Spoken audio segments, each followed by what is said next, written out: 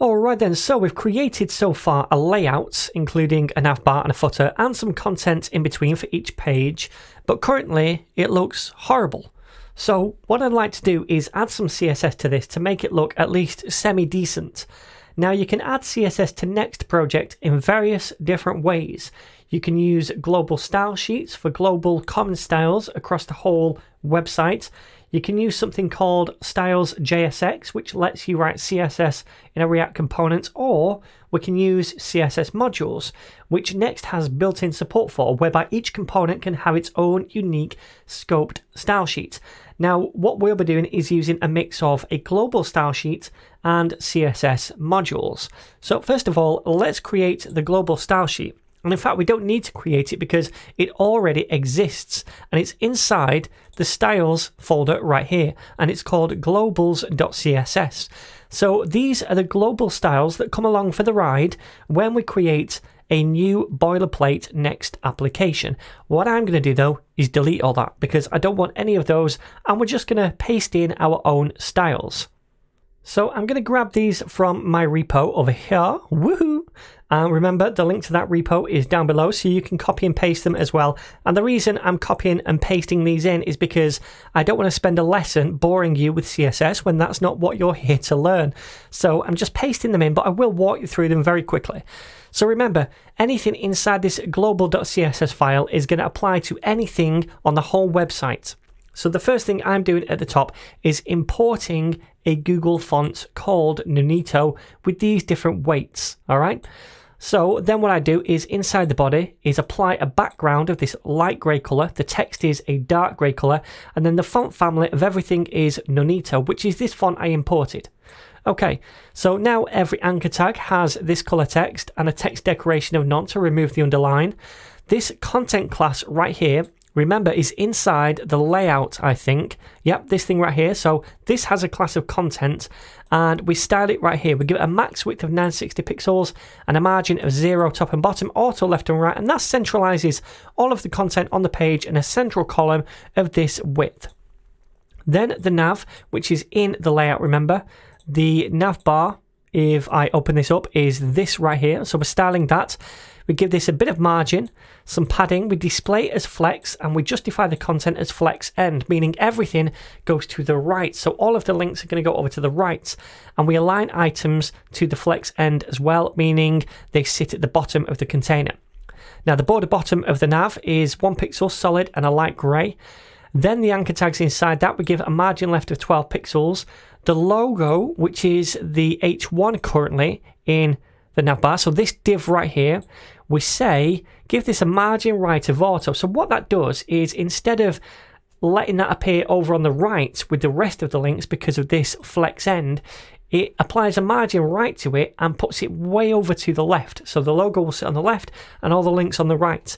And then finally we have some styles for the footer, display as block, text align center, bit of padding, bit of margin top.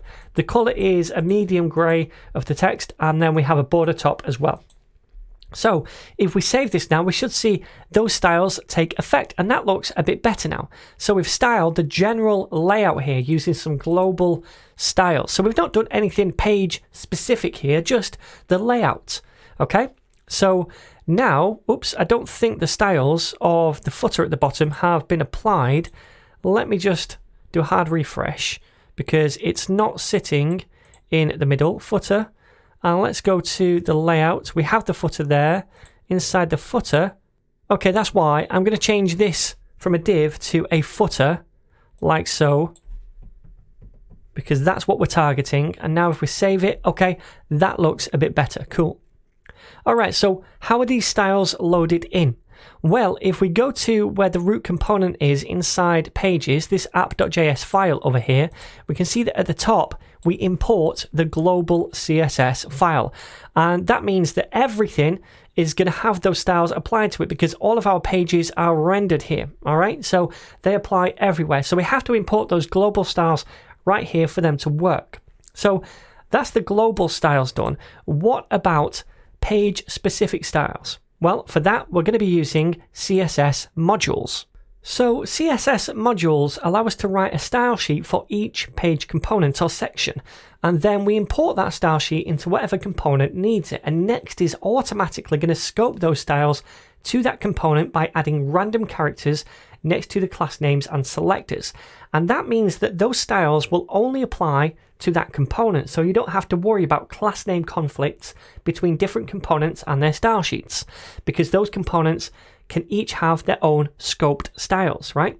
So right now we can already see, if we open up the styles folder, we have this home module right here, and this module is being imported into the home page, so this thing right here at the top. So we import styles from this thing right here, and then we can use this inside this component to add class names. So if we take a look at this file, first of all, notice it's called home, then .module.css. So first of all, modules must have this naming convention. So whatever the file is called, .module.css. Now inside here, let's just use one of these classes. I'm just going to use this class right here, and in fact I'm going to add to it. I'm going to say background is going to be red, so it's very obvious that we're using it, and I'm going to save this.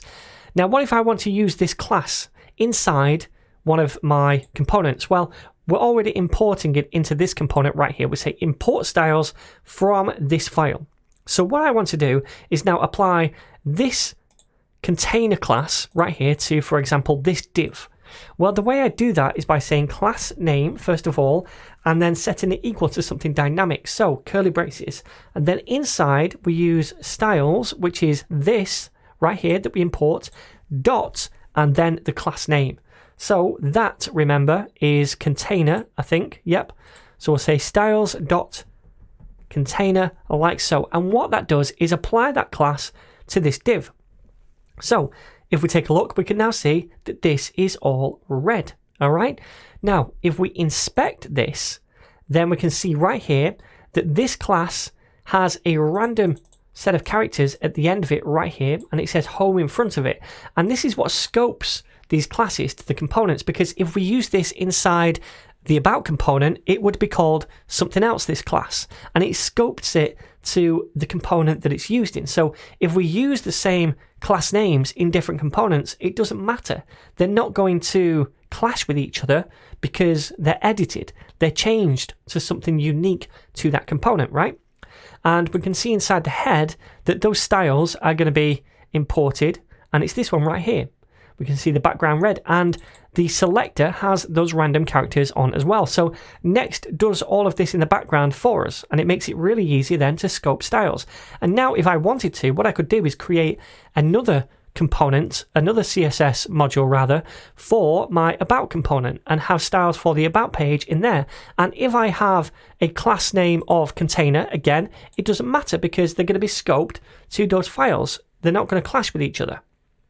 All right then, so what I'm going to do is actually, again, delete all of this bump, and I'm just going to paste in my own styles, which again, I'm going to grab from my repo over here.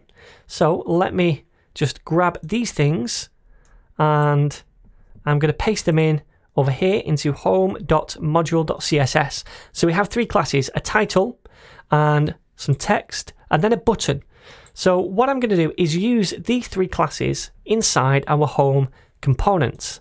So let me get rid of this first of all. We don't want that to have a class name of title anymore, but I do want this to have a class name equal to styles, first of all, dot title. And then I'm going to just copy this and paste it down here, like so, and like so. And I'm going to change this to text because we have a class called text, and this as well.